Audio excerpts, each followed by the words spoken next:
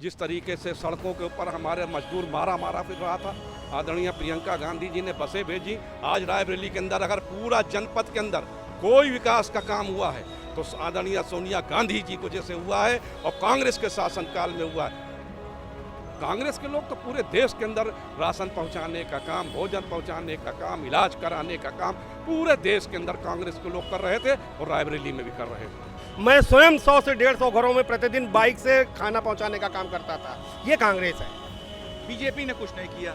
हम कह रहे हैं कि आगे 2022 के चुनाव में उत्तर प्रदेश से भारतीय जनता पार्टी का सुपड़ा साफ होगा।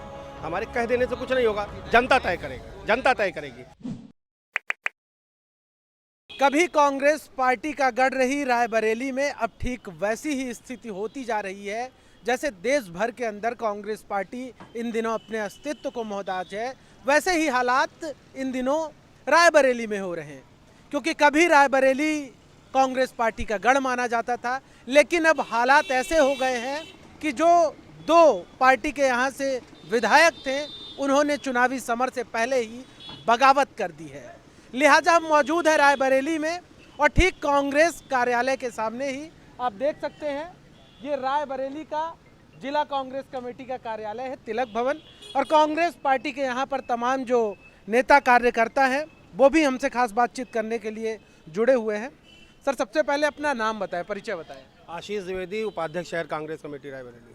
आशीष जी, एक वक्त हुआ करता था जब रायबरेली कांग्रेस पार्टी का अभेद गढ़ कही जाती थी, लेकिन अब सिर्फ सोनिया गांधी ही बची हैं और कहा जा रहा है कि उनकी जड़ें भी रायबरेली में अब कमजोर होने लगी हैं। क्या कारण मानते हैं इसके पीछे?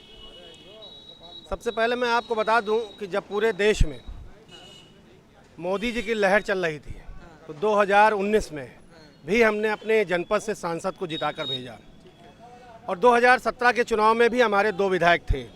अभी आप अपडेटिंग कर रहे थे कि चुनाव के ठीक पहले वो चले गए, या बिल्कुल सरासर गलत है। वो जीतने के पश्चात से ही 3-4-6 महीने बाद से सिर्फ सरकार के लाभ लेने के लिए, अपनी व्यक्तिगत लाभ के लिए विगत 4 वर्ष पहले चले गए थे और सिर्फ उन्होंने एक राजनीतिक संदेश देने का जिससे कि जनता भली बात वाकिफ है कि यह गलत है कि वो चुनाव के ठीक पहले गए। वो 4 वर्ष पहले ही जा चुके थे। कांग्रेस द्वारा विधानसभा में उनकी सदस्यता रद्द करे जाने की रिट तक पड़ी हुई है और सरकार के दबाव में विधानसभा अध्यक्ष ने आज तक उस पर कोई फैसला नहीं लिया है। और खुद जो लोग सरकार का प्रचार कर रहे थे, सरकार के साथ थे, वो लगातार अपनी सदस्यता बचाए रखने के लिए लिखा पढ़ी में कहा करते थे कि न मैं निष्ठावान कांग्रेसी हूँ। अगर मैं निष्ठावान कांग्रेसी था तो मैं विपक्षी दल की सरकार के साथ उसके एजेंडे में पार्टी के व्हिप के खिलाफ कभी नहीं दिखाई देता। और रही बात कांग्रेस के जनाधार की, तो 2022 का चुनाव पुनः विपक्षी को, न सिर्फ विपक्ष को, वर्तमान सरकार को भी ये बता देगा कि रायबरेली में कांग्रेस की जड़ें कितनी गहरी हैं। अच्छा, रायबरेली में तो क्या कारण रहे कि अदिति सिंह कांग्रेस पार्टी से चुनाव जीती, राकेश सिंह कांग्रेस पार्टी से चुनाव जीते, तो आप क्या पीछे के कारण मानते हैं कि ये लोग भाजपा में चले गए? मैंने आपको बताया, राकेश सिंह के भाई साहब जो एमएलसी हैं वर्तमान में, वे भी कांग्रेस से एमएलसी हुए, वो भी चले गए। सत्ता का रसूख पाने के लिए और व्यक्तिगत लाभ के लिए उन्होंने पार्टी के खिलाफत किए, न कि पार्टी से की भारतीय जनता पार्टी या सरकार की पार्टी की विचारधारा से वो ओतप्रोत थे। और यही कारण है कि जब उनको लगा कि अब 4 सालों में जो उन्होंने पार्टी का विरोध किया है उसके परिणाम स्वरूप अब उनको इस पार्टी में न टिकट मिलेगा आगामी और न ही आगे उनका कोई अस्तित्व बचा है, तो मजबूरी थी उनको जाना तो था ही, इसलिए चले गए। अच्छा भाई साहब, यहाँ पे अभी मैं जनता से बातचीत कर रहा था तो पब्लिक का कहना था कि सोनिया गांधी 4 साल से यहाँ पर आई ही नहीं। ऐसा है कि जो लोग ये बात कहते हैं, सोनिया गांधी का आप लोग जानते हैं कि थोड़ा सा स्वास्थ्य और ये कोरोना काल चल रहा था, लेकिन बराबर सोनिया जी और आदरणीय प्रियंका गांधी जी रायबरेली और रायबरेली के लोगों से बराबर वो जनसंपर्क बनाए हुए थी। और पिछले दिनों कोरोना काल में रायबरेली पूरे जनपद में और शहर में जिस तरीके से डेली गरीब लोगों को भोजन व्यवस्था वितरण का प्रतिदिन कांग्रेस के लोग पूरे शहर के अंदर लग करके घर घर खाना पहुंचा रहे थे, उसी तरीके से लोगों के घरों पर राशन पहुंचा रहे थे, उसी तरीके से स्वास्थ्य की जिस तरीके से व्यवस्था चरमराई थी, आदरणीय हमारी सांसद जी ने उसके लिए जिस तरीके से ऑक्सीजन सिलेंडरों को भिजवाया, और यहाँ तक कि शमशान घाट में जब वो देखा कि लोग लाशें ले जा करके और वहाँ पैसे के अभाव में छोड़ करके और कफन नहीं मिल रहा है, वहाँ पर भी उन्होंने पूरी व्यवस्था लकड़ियाँ भिजवा करके और जो इस तरीके की व्यवस्थाएं थी, चाहे कब्रस्तान हो चाहे शमशान घाट हो, उसके लिए भी उन्होंने व्यवस्था कराई।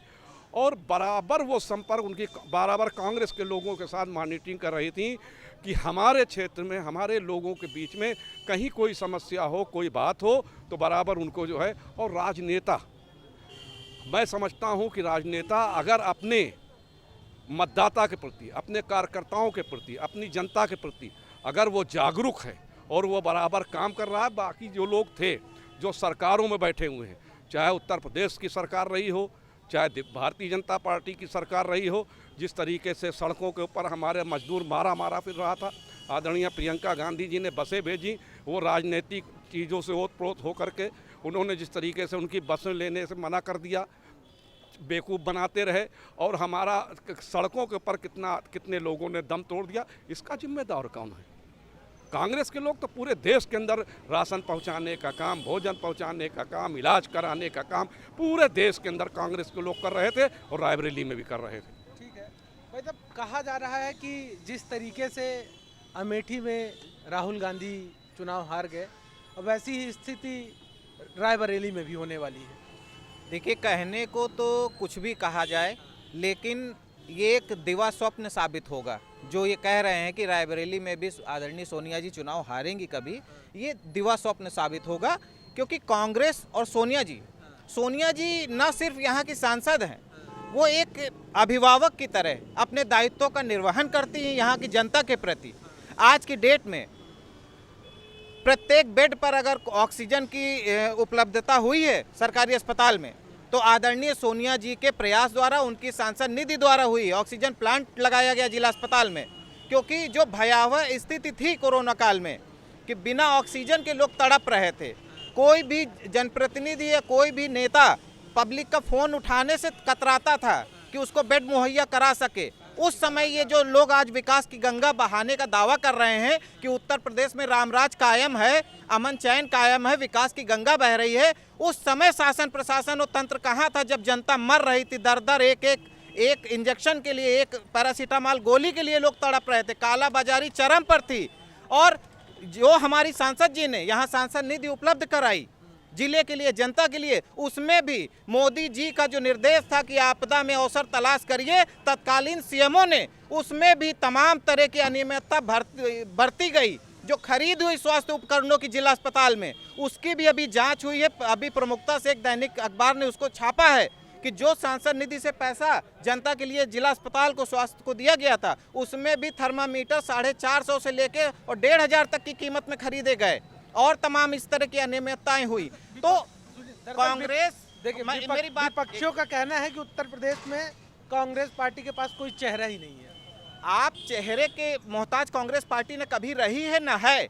पिछले 2 साल 3 साल से उत्तर प्रदेश की आम जनता की लड़ाई कौन लड़ रहा है? प्रियंका जी लड़ रही हैं। चाहे वो कोई, आपको क्या लगता है? नहीं तो मुख्यमंत्री का जो उत्तर प्रदेश में चेहरा है वो क्या प्रियंका गांधी है? देखिए, वो तो पार्टी तय करेगी, निर्णय पार्टी का शीर्ष नेतृत्व लेगा कि कौन चेहरा होगा, क्या होगा। लेकिन प्रियंका जी के नेतृत्व में उत्तर प्रदेश में कांग्रेस पूरी ताकत के साथ, प्रियंका जी के नेतृत्व में चुनाव होगा, ये बात ठीक है। लेकिन आपको क्या लगता है कि मुख्यमंत्री के कौन कौन से मतलब की फेसेस हैं? मुख्यमंत्री तो आइए, आप भी आइए। मुख्यमंत्री तो विधानमंडल दल का नेता चुनता है, और जो विधानमंडल यहाँ कांग्रेस में हमेशा से ये परिपाटी रही है, चुनाव पूर्व हमने कभी भी किसी भी व्यक्ति को या नेता को मुख्यमंत्री के रूप में पेश करके चुनाव लड़ने का काम कभी नहीं किया है। हमारे विधायक चुनाव लड़ते हैं, जनता के बल पे लड़ते हैं, हम जीतते हैं, उसके बाद अपने सदन के अंदर अपने सदन का नेता तय करते हैं। लेकिन विपक्षियों का कहना है कि कांग्रेस के पास कोई चेहरा ही नहीं है। विपक्षियों का तो कहना है, 4 साल पहले से कह रहे थे कि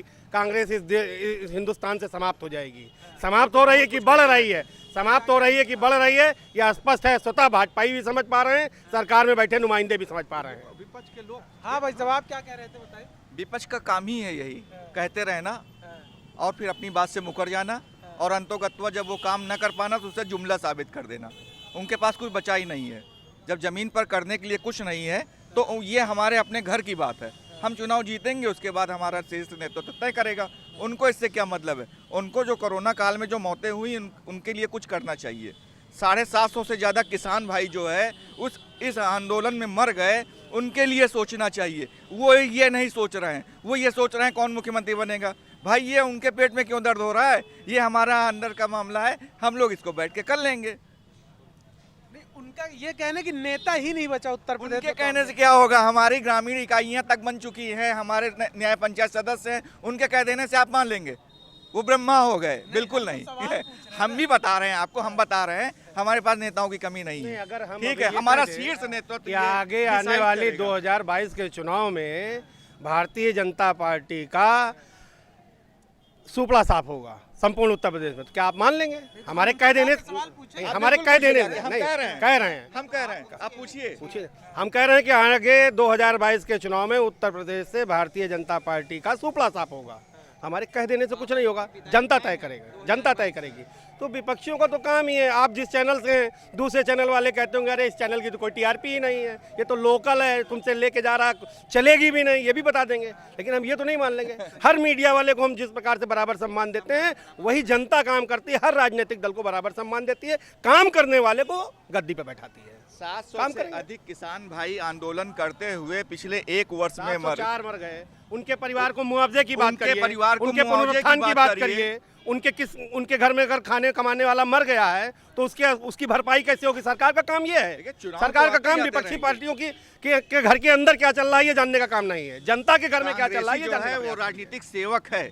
हम सेवा करने के लिए हमने कोरोना काल में अकेले नगर पालिका क्षेत्र के अंदर 1000 घरों में प्रतिदिन भोजन पहुंचाने का काम शहर कांग्रेस द्वारा किया गया अकेले। और यही काम पूरे जिले में हर ब्लॉक में चल रहा था। मैं स्वयं 100 से 150 घरों में प्रतिदिन बाइक से खाना पहुंचाने का काम करता था। ये कांग्रेस है।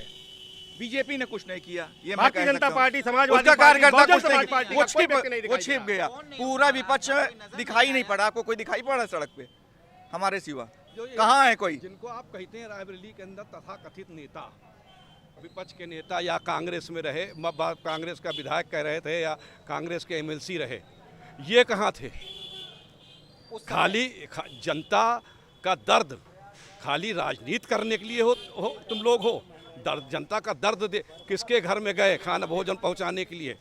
कहाँ गए किसका इलाज के लिए पूछने के लिए? खाली कह देने से कुछ नहीं होता। जनता देखती है कि कौन कर रहा है। आज रायबरेली के अंदर अगर पूरा जनपद के अंदर कोई विकास का काम हुआ है तो आदरणीय सोनिया गांधी जी को जैसे हुआ है और कांग्रेस के शासनकाल में हुआ है। भारतीय जनता पार्टी की उत्तर प्रदेश के अंदर सरकार थी, समाजवादी पार्टी की उत्तर प्रदेश के अंदर सरकार थी, बहुजन समाज पार्टी की उत्तर प्रदेश के अंदर सरकार थी, और किसी सरकारों ने एक कोई नई योजना रायबरेली के लिए लाए हो और दिया हो तो मैं चैलेंज के साथ कहता हूं कि उनका नेता आकर के बता दे कि कौन सी योजना रायबरेली में दी गई विकास।